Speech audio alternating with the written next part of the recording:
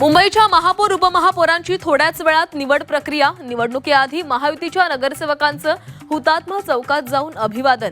तब्बल 44 वर्षांनंतर मुंबईमध्ये भाजपचा महापौर बसणार। मुंबई महापालिका परिसरामध्ये महायुतीची बॅनरबाजी। महापौर उपमहापौर निवडीच्या पार्श्वभूमीवर बॅनरबाजी।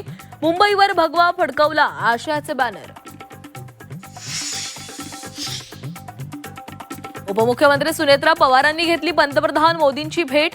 संसदेतील कार्यालयात दोन्ही नेत्यांची भेट। पार्थ पवार, प्रफुल्ल पटेल आणि सुनील तटकरेही होते सोबत।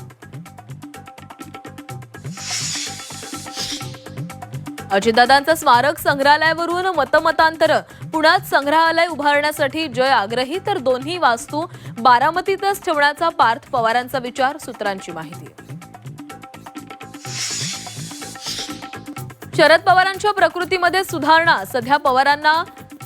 सध्या कोणताही त्रास नसल्याची डॉक्टरांची माहिती। 1 ते 2 दिवसात रुग्णालयातून डिस्चार्ज मिळणार।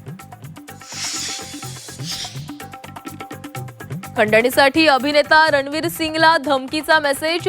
धमकी देणारा बिश्नोई टोळीचा असल्याचा दावा।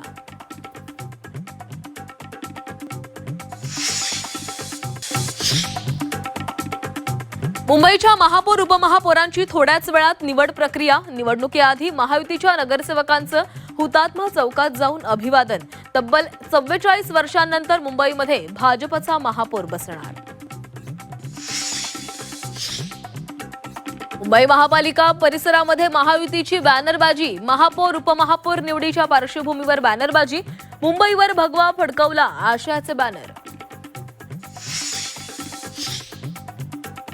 उपमुख्यमंत्री सुनेत्रा पवारांनी घेतली पंतप्रधान मोदींची भेट। संसदेतील कार्यालयात दोन्ही नेत्यांची भेट। पार्थ पवार, प्रफुल्ल पटेल आणि सुनील तटकरेही होते सोबत। अजितदादांचं स्मारक संग्रहालयावरून मतमतांतर। पुण्यात संग्रहालय उभारण्यासाठी जय आग्रही, तर दोन्ही वास्तू बारामतीतच ठेवण्याचा पार्थ पवारांचा विचार, सूत्रांची माहिती। शरद पवारांच्या प्रकृतीमध्ये सुधारणा। सध्या कोणताही त्रास नसल्याची डॉक्टरांची माहिती। 1 ते 2 दिवसात रुग्णालयातून डिस्चार्ज मिळणार। खंडणीसाठी अभिनेता रणवीर सिंगला धमकीचा मेसेज। धमकी देणारा बिश्नोई टोळीचा असल्याचा दावा।